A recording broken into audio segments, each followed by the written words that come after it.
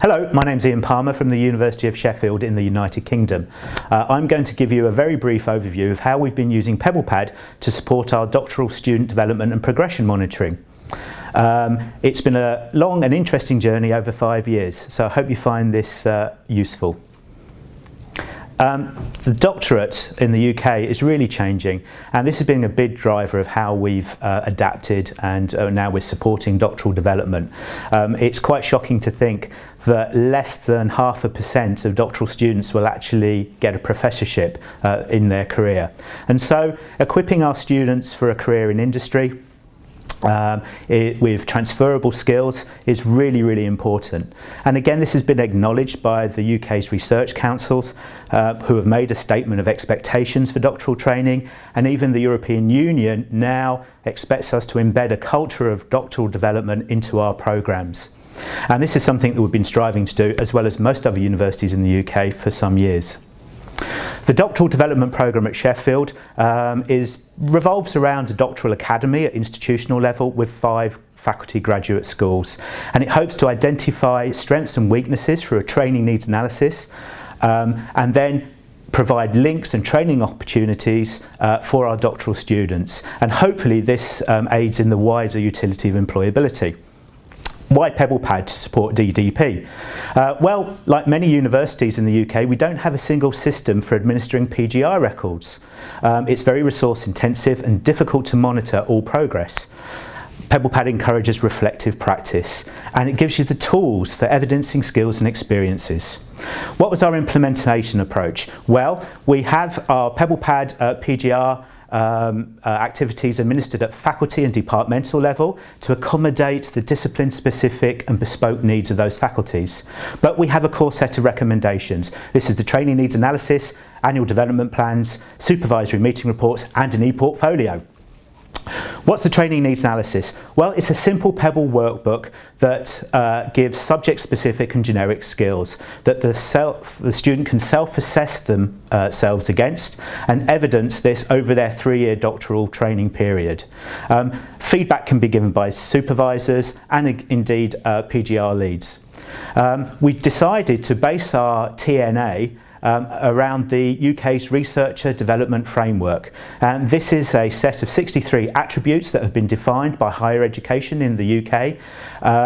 We don't expect our students to engage with all 63, but we have a series of filters or lenses for employability and getting started in research, which we hope are useful for them. What's the wider utility of the RDF? Well, potentially we can use it across our undergraduate students, our PGT students, PGR, and even early career postdoctoral researchers. And actually we've got established academics now using the Vitae RDF and PebblePad to record their development experiences. One of the key things about PebblePad is Atlas and its ability to report both at an individual level and across a cohort. So we can establish, through interrogating the data from the training needs analysis, the development needs of our doctoral students, and we can actually then ensure that there are extra courses laid on for individuals or for the wider community. We expect our students to actually create a personal development plan annually, and this is where both the supervisor and the student will talk to each other and agree on a development plan for that year. This might consist of activities like training courses, outreach activities, and even teaching.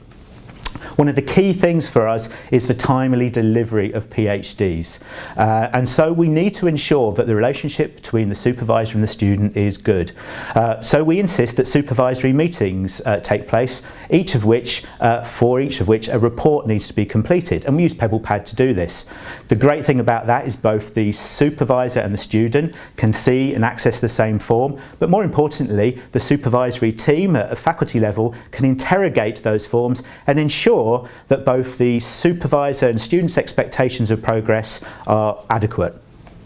And most of the time they are. The great thing is all of this is transparent to the student in their Pebble account. There are many processes involved in a PhD. This slide is deliberately chaotic, just to give you an idea of some of the things that the student and the supervisor and the admin team have to deal with. And there are cases where nobody is quite sure where an individual doctoral student is in that process. So we think transferring a lot of these processes into PebblePad will help all parties with this. It's not just about replacing the paper though. However, this is an example of one of our old doctoral development plans.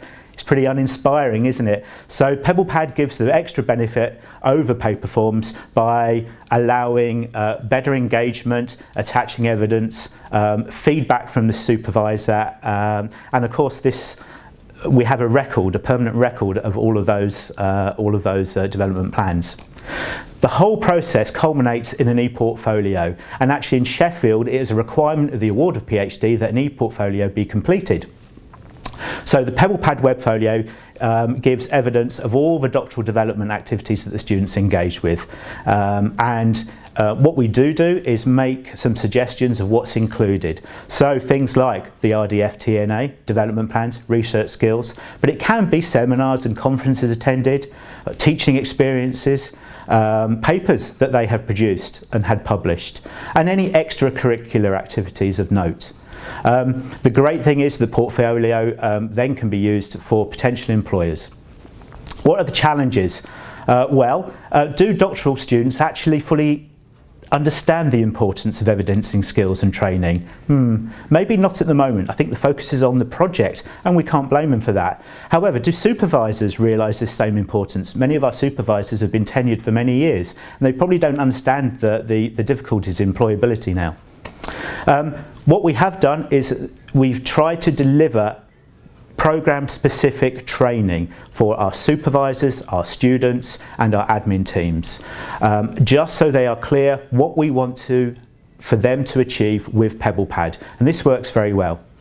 I'll leave it there. There's a few references for your interest, and do feel free to contact me if you require any information.